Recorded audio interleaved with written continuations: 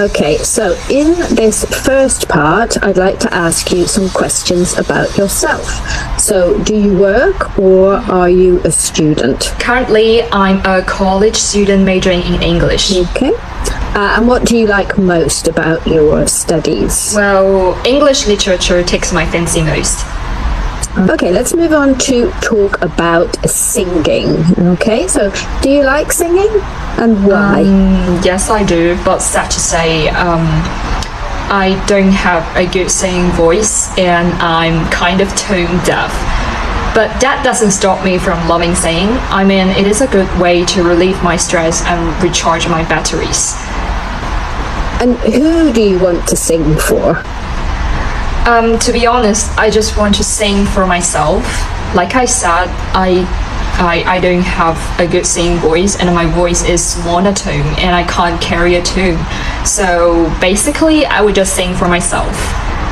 Okay, let's talk now about birthdays. Do you think it's important to celebrate birthdays in China? I guess it depends on whether you have a good sense of ritual. I mean, if you do, then you will probably treasure that wonderful day of your life and try to spend some quality time with your friends and family.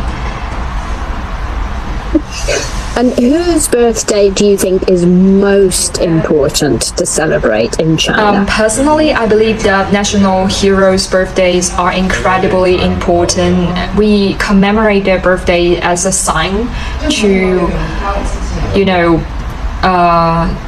to show some respect for what they have done for our country to free us from colonizers or to make us into a better country. Okay, so now we're going to move on to part 2. So in this part, I'm going to give you a topic and I'd like you to talk about it for 1 to 2 minutes. You have 1 minute to think about what you're going to say and you can make some notes if you wish. Do you understand? Yes, I do. Okay, so here is a pencil and some paper. And here is your topic. Okay. So I would like you to describe a problem that you had while shopping online or in a store.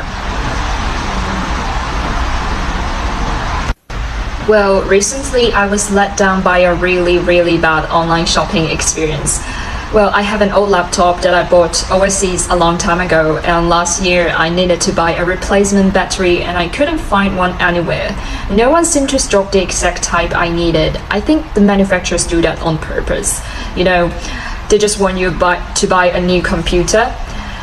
But I persevered and eventually I found a company which had the battery I needed, but they said it would take 2 months to deliver it. I didn't have many alternatives, so I went for it. Well, first of all, the ordering process was really tricky. The website was so clunky. It looked like it was made in the 1990s and hadn't been updated since. So then I spent about 6 weeks tracking my battery as it made its way around the world. It showed that it arrived in the country, but then it disappeared off the radar completely.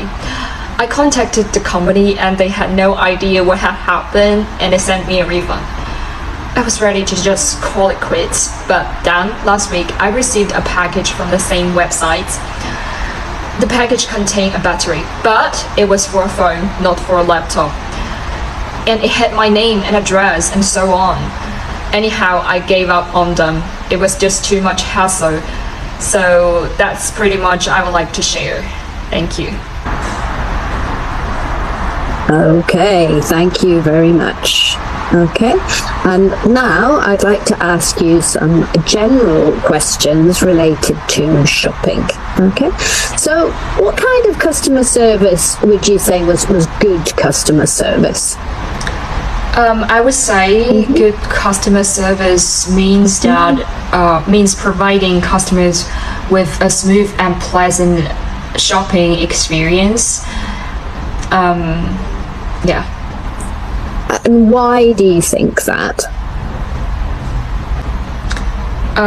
Because apparently satisfied customers can contribute greatly to business success in terms of both profit and brand awareness.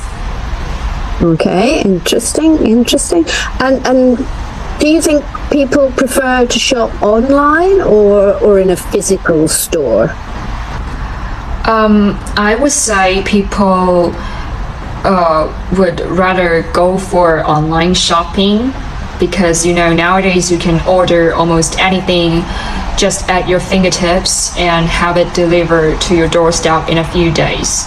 It's just extremely convenient. Okay. And do you think that people kind of can have general problems when shopping?